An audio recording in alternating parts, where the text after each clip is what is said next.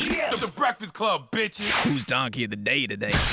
Well, Donkey of the Day for Monday, May 6th goes to the entire production crew for the show Game of Thrones. I am in the 1% of people who don't watch Game of Thrones. I have nothing against the show. I hear it's great. Maybe one day I'll watch it. My wife is an avid watcher, but that's just not a show we are into as a couple. All right, we have a lot of shows that we watch together. Game of Thrones is not one of them. In fact, the past few Sundays that Game of Thrones has been back on, after my wife has put all the kids to bed, just so she can have her time to watch Game of Thrones at 9, around 8:57 p.m. I always start a fake serious conversation with her, like, I really need to talk to you right now type of conversation, okay? This is something that I used to do when Scandal would come on, and I tend to do that with her whenever I know she's into a show that I'm not into. So it's all just jealousy, envy, and ego, whatever. I'm allowed to feel, okay? My therapist said I am allowed to feel whatever emotions I am feeling, so don't you judge me.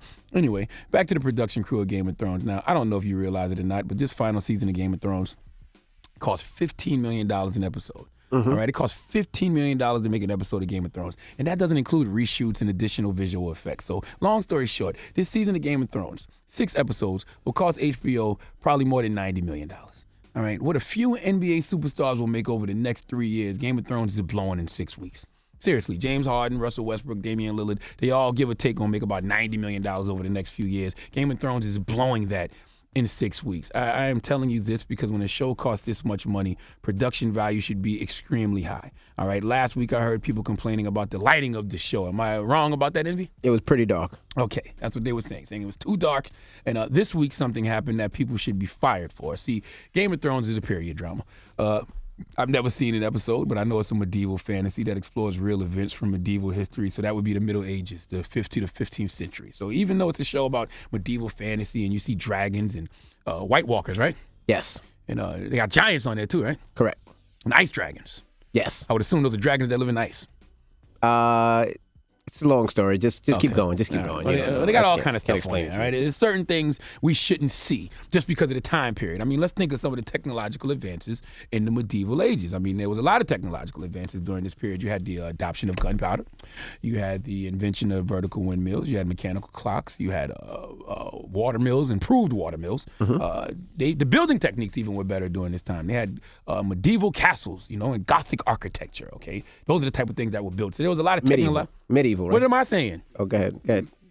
Medieval, like the times. Anyway, so there was a lot of technological advances, okay? But I don't think Starbucks was one of them, all right? Now, Starbucks was founded March 31st, 1971. I have never excelled in any math class, but I would assume that's several centuries after medieval times, right?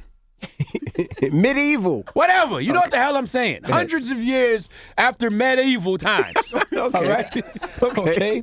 All right, Howard Schultz was chairman and chief executive of Starbucks. He was born in 1953. Once again, hundreds of years after that M word that I can't pronounce times. Okay. All right? Medieval. All right? So someone explained to me, maybe you can, Envy, or maybe you didn't know this. Why was there a Starbucks cup on the table in last night's episode of Game of Thrones? Most people get bloody murdered. They stay that way. Get bloody murdered. They stay that way. Somebody messed up. The cup was on the grand table of the people they call the nobles, right? Mm-hmm. In front of Jon Snow's seat, right? Yo, you sound so funny talking about this, but yes. It was right next to the mother of the dragons, right? Correct. Yeah, I know none of these people. I just know in a period drama that cost $15 million, an episode with a Starbucks cup, where a Starbucks cup is on the table, that's just horrible. All right, $15 million an episode. If a Starbucks cup is on the table, then it's possibly a whole production crew that needs to be fired. You telling me the director of photography, the camera operators, the first assistant camera operators, second assistant camera operators, grips, gaffers, boom operators, production designers, most importantly, the script supervisor. The script supervisor, that's your job. The script supervisor is the person in charge of continuity. Okay, the script supervisor must maintain a record of scenes shot and how they may have deviated from the original script. The script supervisor also creates the continuity report and works with an assistant to make sure continuity is maintained. So not only did that person not do their job, none of the other people I named on this production crew did their job either. Nobody noticed this big-ass Starbucks cup on a table in a period drama. Look, man, I don't watch Game of Thrones, but I heard people complaining about the lighting last week saying it was too dark. Maybe that's why they missed the Starbucks cup this week, because it was too dark. But listen to me.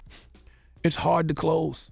All right, this is why I love Endgame so much, and this is why I say when it comes to closure, no movie or TV show has given me the proper closure that Endgame did. Think about the last episode of Sopranos. They didn't close well. If you are a Girlfriends fan like myself, you got zero closure, okay? They just abruptly ended. Closing is hard to do. Ask LeBron James. All I'm saying is Game of Thrones, you got 2 more episodes left. Please let this plane land with the wheels out. You owe it to your die-hard Game of Thrones fans who sing the praises of this show. You can't land proper closure with the mother of the dragons, the breaker of the change, and drinker of blonde espressos. All right? Please give the script supervisor and TV production crew of Game of Thrones the sweet sounds and the Hamiltons. You are the donkey of the day. You are the donkey of the day. Yee-haw. All right. I'm just saying, somebody got to explain that one. Well, they're saying the next episode is going to be one of the best ever. What, they're going to have the whole Starbucks in this one? I don't know. They're going to have the whole goddamn franchise? I don't know, but they said it's going to be the best. Everybody going to go get blonde espressos after they have a fight or something? I don't know. Charlamagne the God here, and today's Donkey of the Day is brought to you by the law office of Michael S. Lamonsoff. Don't be a donkey and call my friend Michael if you've been hurt in a construction accident. 212-962-1020. That's 212-962-1020. Don't be a donkey.